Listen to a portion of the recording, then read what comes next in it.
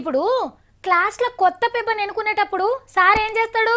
అరే పిల్లలు అందరు ఈ కాడ నుంచి ఇటు చెప్పినట్టు తినాలి, నేను లేనప్పుడు లొల్లి చేస్తే బోర్డు మీద పేర్లు ఎక్కిస్తాడు, వచ్చినాక మీ సంగతి చెప్తా అని చెప్తాడు. ఒకవేళ ఇది రాకుంటే పలానోడు సెకండ్ పెబ్బ, ఆడు కూడా రాని రోజు ఈ ఒగీడు మూడో పెబ్బ అని పెడతారు, అంతే కదా. కానీ అందరికందరిని పెబ్బ లెక్క పెడితే ఈ గినెటోళ్ళు ఎవరు ఉంటారు?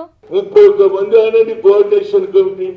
అసలు ఆ 31 మందిలో కోఆర్డినేషన్ ఎన్నికలు ఉంటుంది.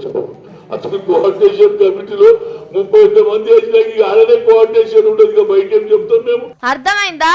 అంబర్పేట హనుమంతన్ ఏమన్నాడు?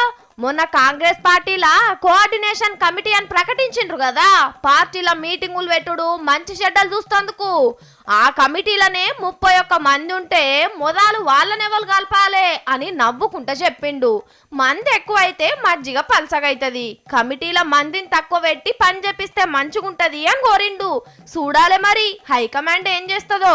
హనుమంతన్న, నీ సలహా మంచిగానే ఉన్నది గాని పిసిసి అధ్యక్షుల వారు ఒక్కరే ఉంటారు గానే, మరి ఆయనతోనన్నా ఎందుకు చక్కగా ఉండవు నువ్వు?